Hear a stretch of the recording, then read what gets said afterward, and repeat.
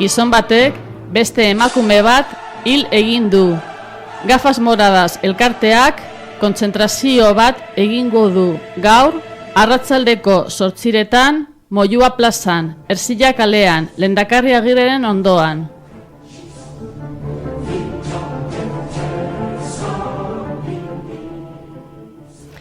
Debemos visibilizar el machismo, hacer un homenaje a las mujeres asesinadas, denunciar que tras cada asesinato hay muchos responsables.